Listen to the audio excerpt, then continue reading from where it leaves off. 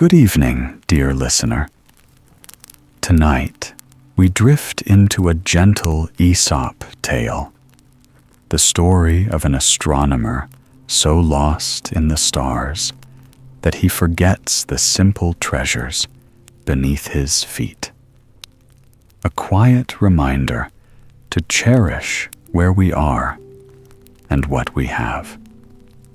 If this bedtime story brings you calm, feel free to like and subscribe, and tell me where you're listening from.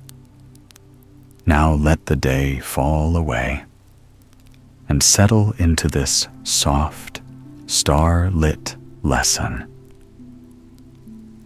Transport yourself back to a gentler moment in your life, a moment when you lay quietly and comfortably, perhaps in your garden, in a sun-warmed field, swaying in a hammock, or resting on soft sand by the sea.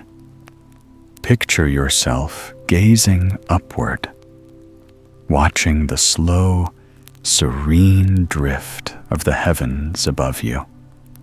Feel once more how the tranquility of that memory wrapped itself around your shoulders like a warm blanket.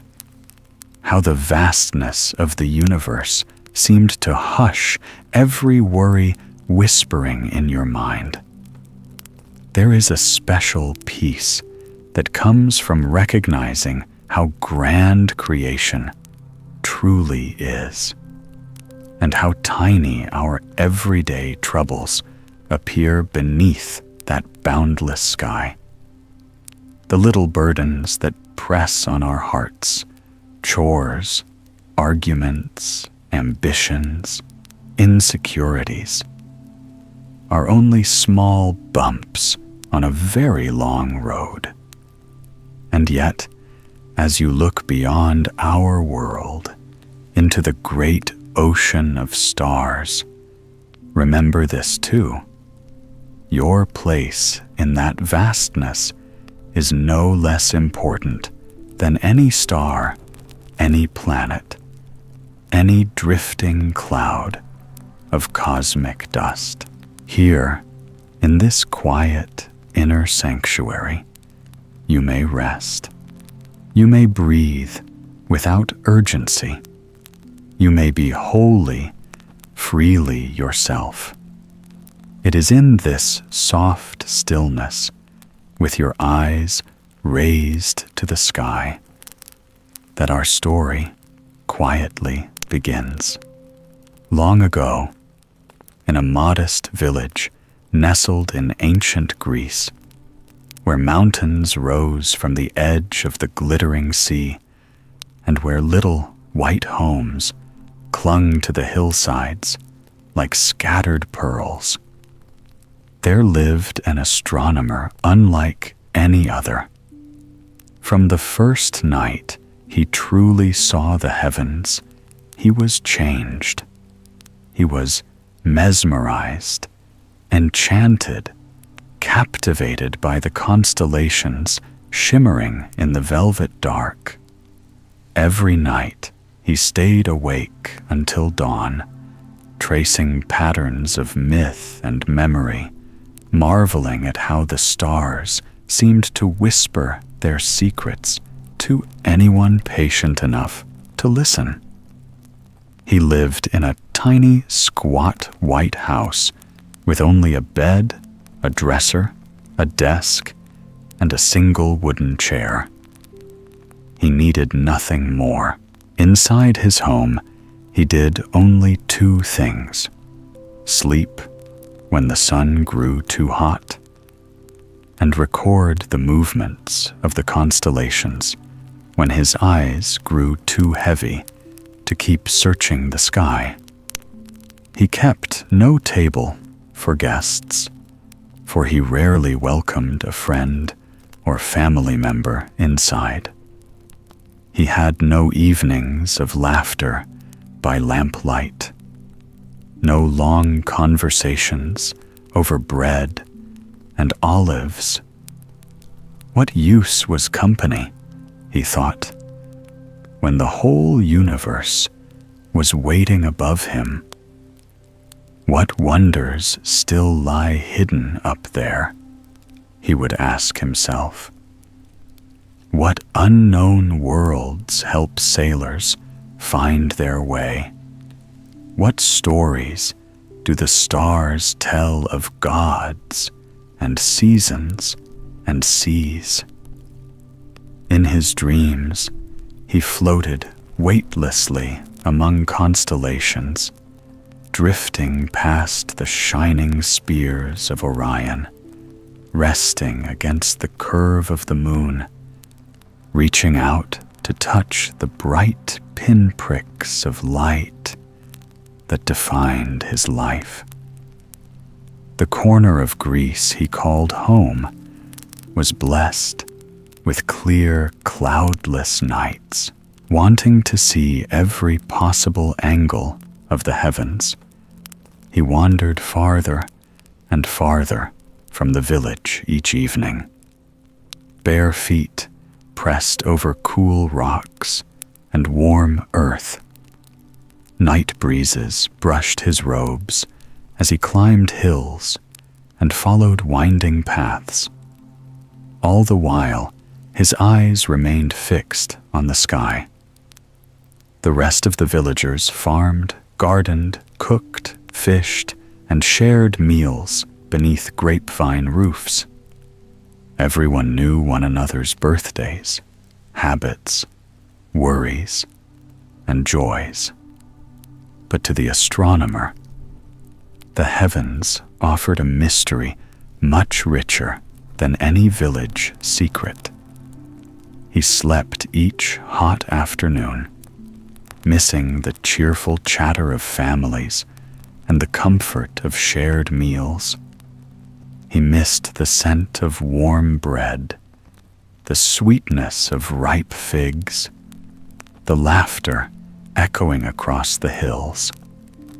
Yet he noticed none of this, for when night fell, his whole world awakened.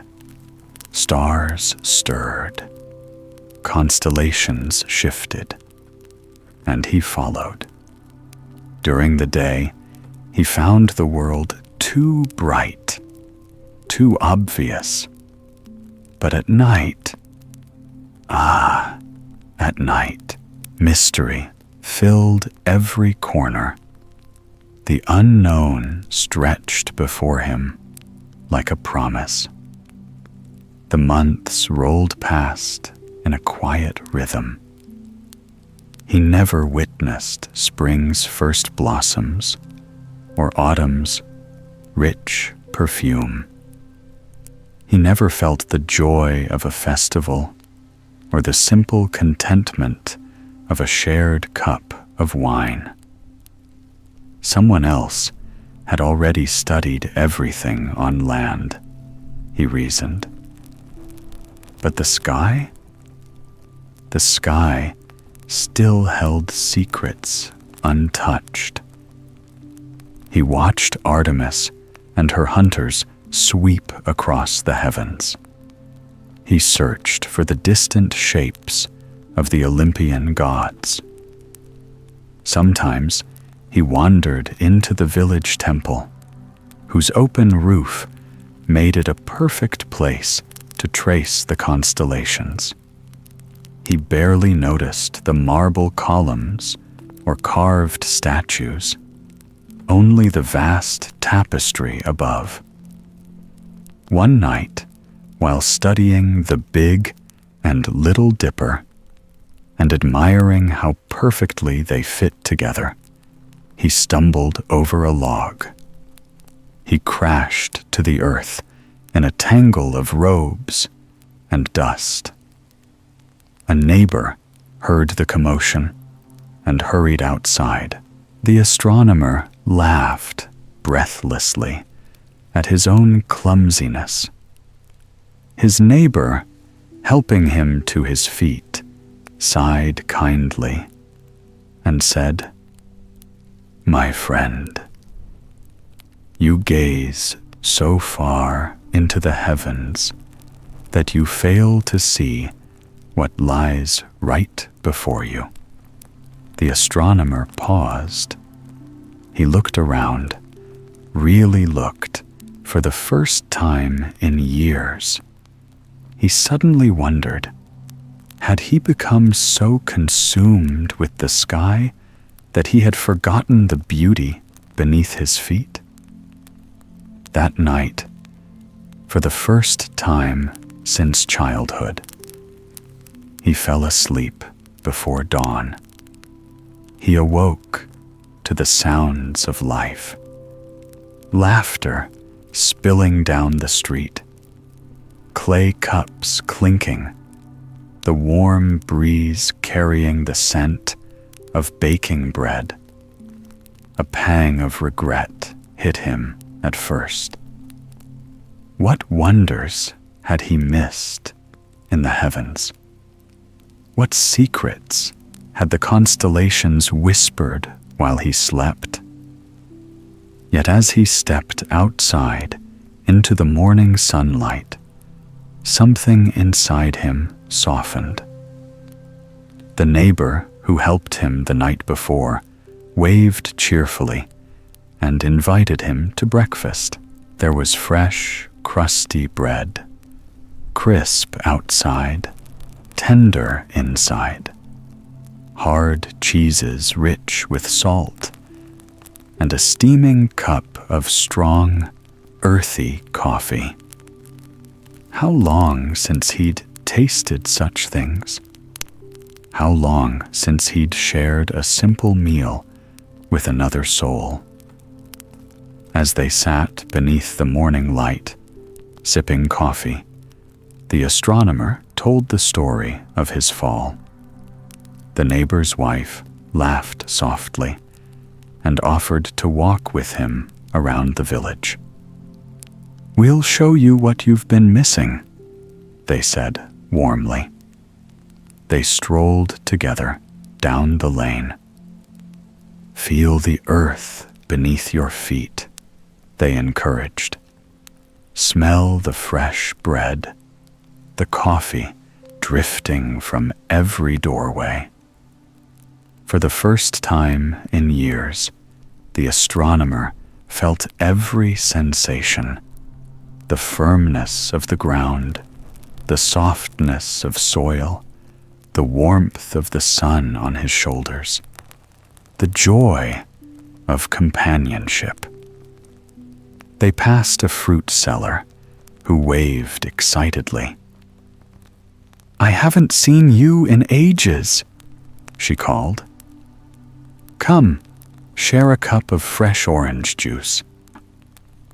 She squeezed the bright fruit into a cup, and the scent of citrus filled the air like sunlight made liquid. And in that moment, the astronomer realized something profound. There were wonders above him, yes, but there were also wonders all around him, wonders he had forgotten to see. They released a delicate, enticing perfume, a fragrance as soft as the breath of early spring, the sweet floral scent of orange blossoms drifting lightly through the air. When he lifted the cup to his lips and took his first sip, the cool and unexpectedly tender sweetness of the juice spread across his tongue, waking his senses in a way the night sky never could. Yes, he mused to himself, the stars at night are beautiful, breathtaking even. But you cannot drink the stars. For the first time, he felt that the glittering constellations he had adored for years seemed only half as sweet as this simple, earthly delight he now held in his hands. When the neighbors explained to the fruit seller that they were on a mission to help the astronomer rediscover the beauty of the town he had long ignored, she immediately nodded with purpose. She insisted they must take him to her niece's garden, for if someone wished to experience the wonders of the earth, that was the most magical corner of the entire village. "I'll show you the way," she said cheerfully, closing up her stall with a sense of adventure, as though she too were setting out on a small pilgrimage. As the group made their way down the sunlit lane, more and more villagers stepped outside to join them. They were surprised, delighted even, to see the astronomer walking about in broad daylight. And each person had a favorite place they hoped to share with him. Flowers, fountains, quiet alleys, the smell of fresh bread cooling on window ledges. The simple things he had missed for so long. The astronomer could not remember the last time he had been surrounded by so many voices and so much laughter. For years, he had traded the noise of daytime for the solitude of the night sky. But now that he was truly listening, he discovered music in the soft chatter of his neighbors, in their stories, in the way they spoke his name with warmth. When they reached the niece's garden, she welcomed them all with arms open wide. Her smile deepened when she saw him. "What an honor," she said, "to have the great astronomer in my garden for the very first time." She guided them inside, where sunlight glowed on petals of every shade, and the gentle hum of insects filled the air. Together, they admired the blooms. The niece pointed toward a cluster of red flowers, twining gracefully around a wooden archway. "These are special wildflowers," she explained, "said to have been created by Aphrodite herself."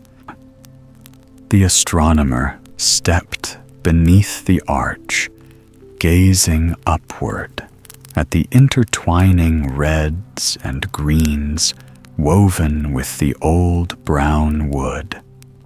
The flowers smelled faintly piney, with a sweetness that reminded him of summer evenings.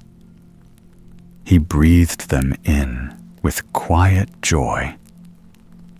They continued on to a patch of purple irises, their petals glowing softly in the sun. When he bent closer, he noticed the delicate white circles surrounding the bright yellow centers, the tiny detail that gave the flower its name. They wandered further, taking in the fiery orange lilies, the elegant white orchids, and the fresh, fragrant air that wrapped itself around them like a gentle embrace from the earth.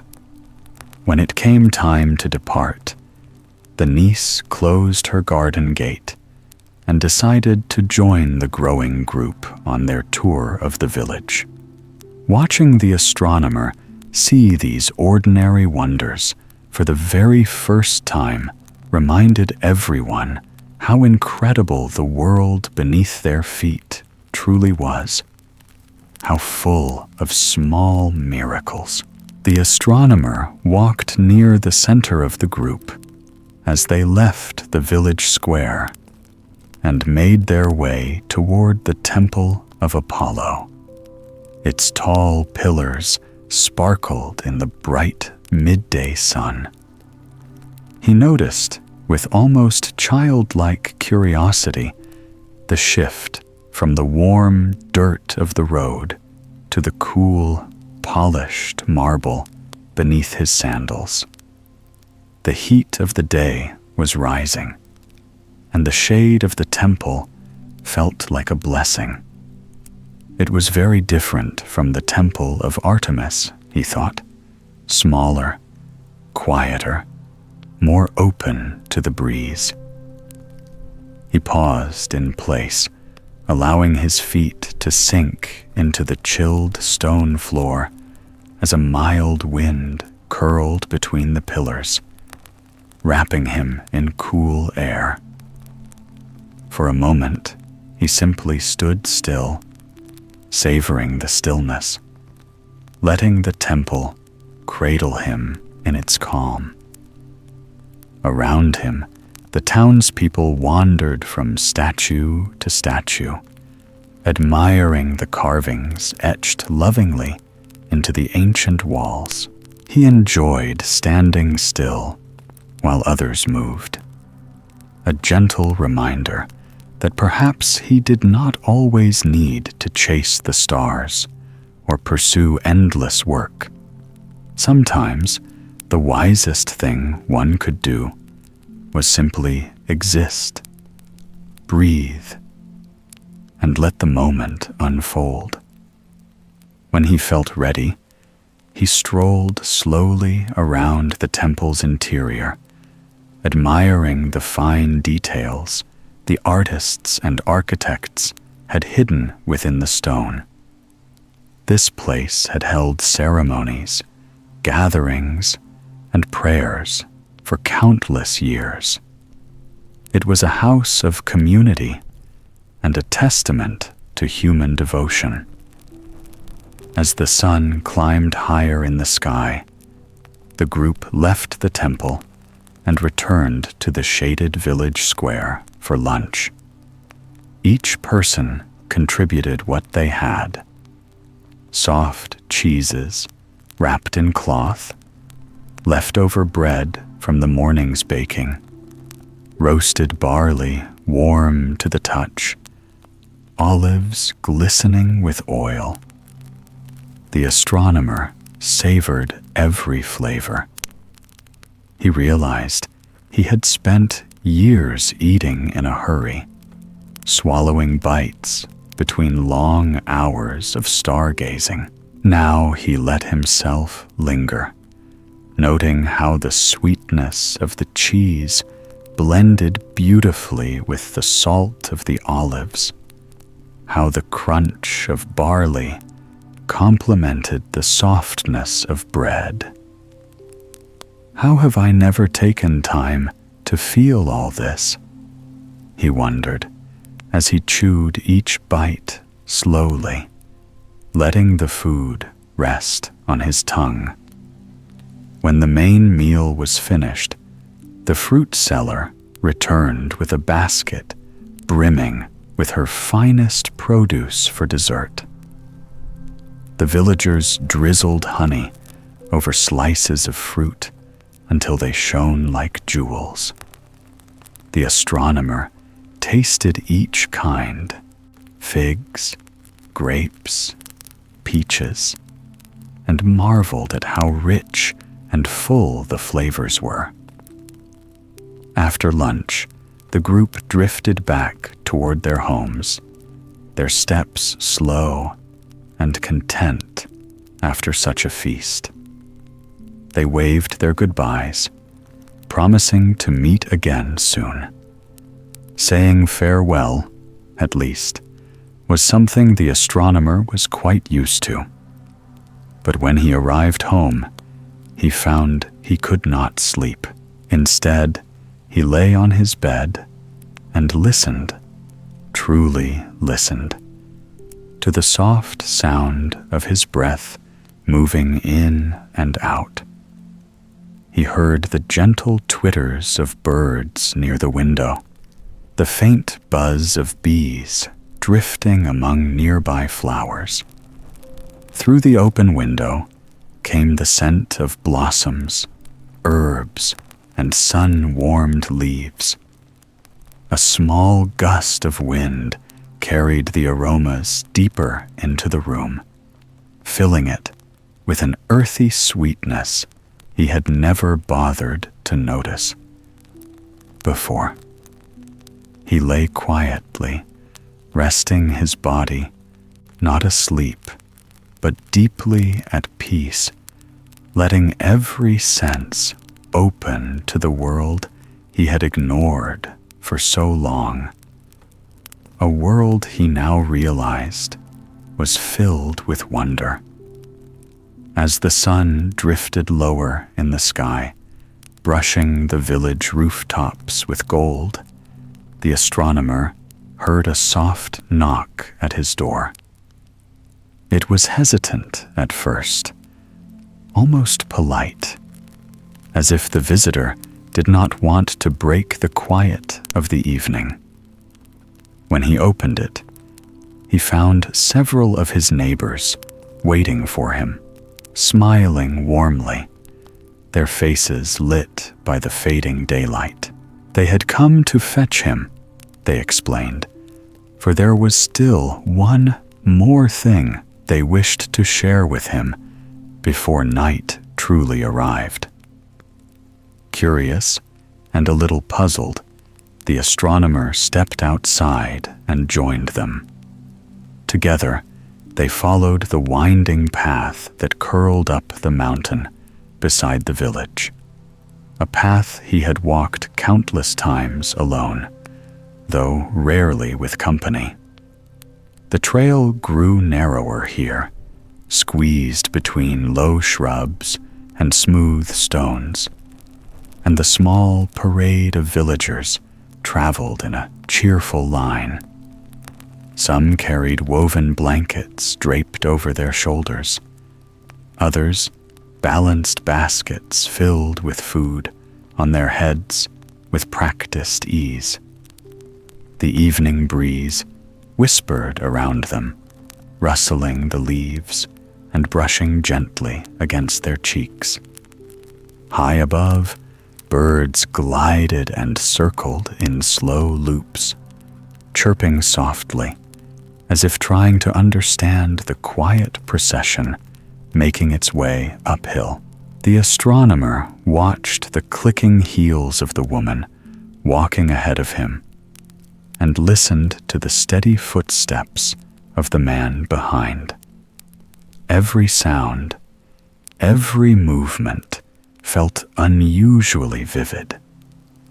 His senses, long accustomed to the stillness of solitary night walks, felt suddenly awakened, sharpened in a way he had never experienced, even during his most focused observations of the stars. When they finally reached a broad plateau overlooking the valley, the villagers spread out their blankets across the cool earth and began unpacking their food. Only then did the astronomer realize what they had done. Each person had brought the finest things from their kitchens. The farmer proudly set down fresh vegetables and slices of cured meat.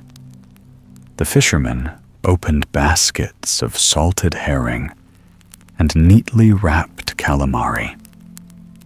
Someone sliced boiled eggs and passed them around, and others poured deep red wine from an ornate glass jug decorated with swirling patterns.